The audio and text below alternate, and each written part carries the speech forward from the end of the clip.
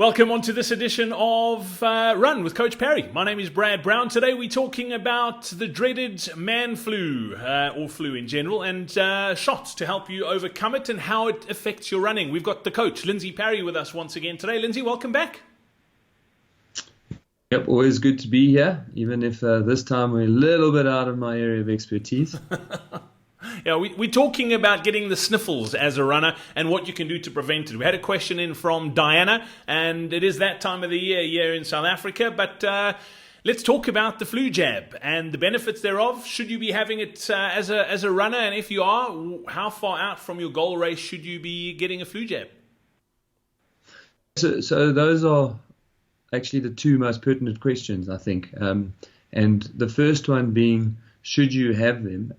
And I've actually just recently had a good conversation with a sports doctor about that. And really, the point of flu vaccinations is to, over a period of time, improve your immune system. So although the flu jab is to protect you for that specific type of flu in the short term, and often a lot of people argue, but hang on, the flu jab is only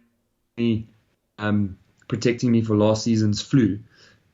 That isn't the only reason for that flu jab. And there are a lot of people with compromised immune systems. And if you are one of those people and you do actually fairly regularly get sick, then getting the flu jab when it comes out, and particularly when there's quite a virulent form of the flu coming out.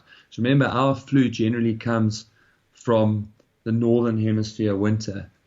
And the flu is actually then has been created for that specific flu. So it often does protect us for that. And the other thing that happens is that because it improves your immune system, is that if you do get sick with the flu, it means that those symptoms are much lower and that you do get healthier much faster.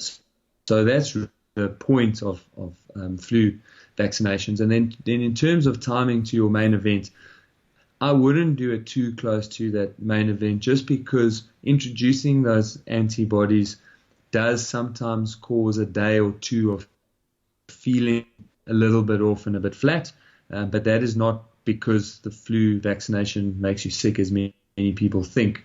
But yeah, you don't really want to be, as you're approaching race day, feeling a bit funny and off, because that affects your confidence. So I would look at doing a flu vaccination again, sort of nowish. I mean, now is the time where we are changing season, and it is when the air is getting drier, and particularly on the high veld, it's getting a lot colder. And those are things that do make you more getting ill. Let's touch on sort of elite athletes. Would you need if I was Bradley Wiggins, would I need a therapeutic use exemption for a flu jab? No, you don't need therapeutic use exemption for flu jab. Look, depending on the sports and their governing bodies, there are some needle policies where getting any kind of injections probably needs some level of permission. But the flu jab and things like IV bombs and Berry-Globin and these sort of immune boosting